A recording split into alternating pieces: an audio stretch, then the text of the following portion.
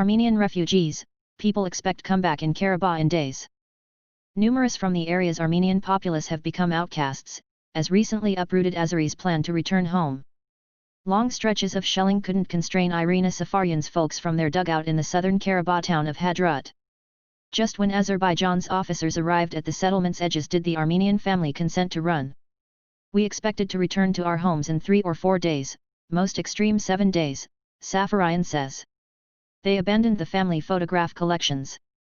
Battling about the breakaway South Caucasus domain finished for the current month with Hadrut under Azeri control. No one expected they were leaving their property, their home, once and for all, Safaryan says. The Armenian departure reflects another from 30 years sooner, when 600,000 Azeris fled the principal battle between the post-Soviet republics over Karabakh, among them Hagigat Hajiyeva. She had likewise accepted she was just incidentally leaving her home city of Shusha, under 100 kilometers from Hadrut, when she fled in 1992.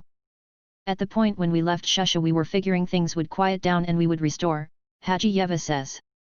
Even after the Armenian control of the city, my family got uncomfortable the Azerbaijan capital Baku, yet we actually thought, we'll be back soon.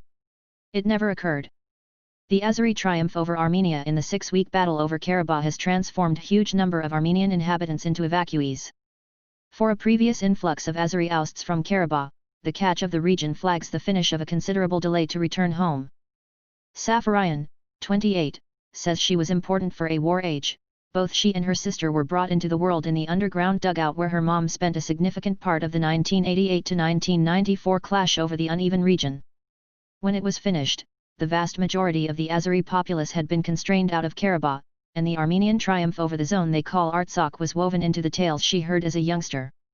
I was continually watching motion pictures, narratives, perusing books about the war and the freedom of Artsakh, she says. Azerbaijan had sworn it would one day retake Karabakh. However, Safaryan grew up inclination protected by the mountains and stories of Armenian bravery. Topographically, Hadrut is all around insured and it was almost difficult to take, she says. The sentiment of being insured never left me.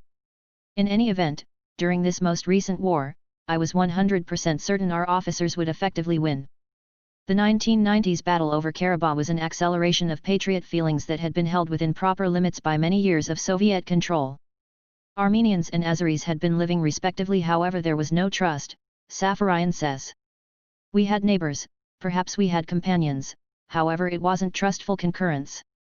Talking from her home in Baku, Hajiyeva, 72, recollects Armenians in the district holding fights as the USSR began to waver. I asked my Armenian neighbor what they were fighting for, and she said they needed more theaters and films, she says. Later we learned it was about unification with Armenia. By the last part of the 1980s, brutality was raising, and the Armenian populace of Shusha were requested to leave. We bid farewell to our Armenian neighbors feeling great, Hajiyeva says. We even drove close to them as an escort out of the city. She expected pressures would in the end subside, the manner in which they generally did during the Soviet period. Gradually, month by month, individuals began utilizing firearms and after certain months, rocket frameworks, she says. On the morning of September 27 this year, Safaryan woke to the sound of blasts close to her home in Stepanakert, where she worked for the local government. I opened my window and saw the entire city was under shelling, she says. One day the Armenians shot a shell at the film outside our home and it was annihilated, Hajiyeva reviews. After that we chose to leave. It was too hazardous to even think about living there. The primary strikes on Hadrut were on military locales close to her family's home. My folks just woke up and acknowledged war had started. Her folks spent the following a long time in similar dugout where the young ladies were conceived. Every so often they couldn't go outside to see the sun or inhale natural air, Safaryan says. They were terrible, exceptionally unforgiving days. They were emptied from Hadrut in October, 2 days before the town was overwhelmed by Azeri warriors.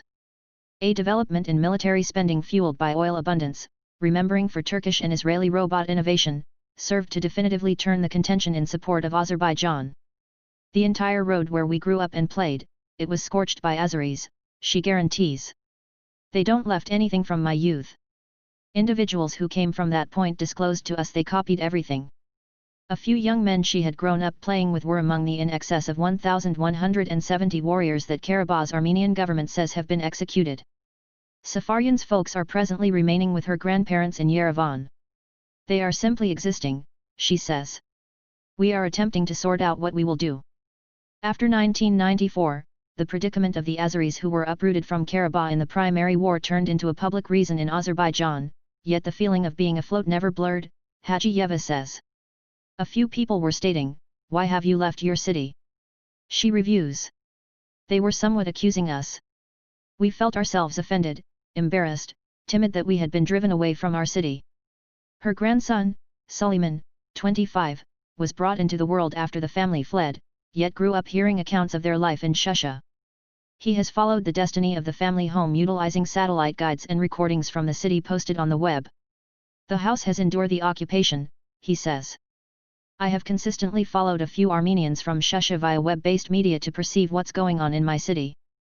The truth of moving to the city might be more convoluted than he envisioned. My companions, my work, everything in my life is in Baku, he says. In any case, I've generally set myself up that once I'll be back in Shusha, I'll start my new life from zero. Hajiyeva says that after endless years she lost confidence she could actually return. I sobbed for quite a long time when I heard that Shusha was freed, Hajizada said. It is difficult to clarify the inclination in words. We will kiss the dirt there.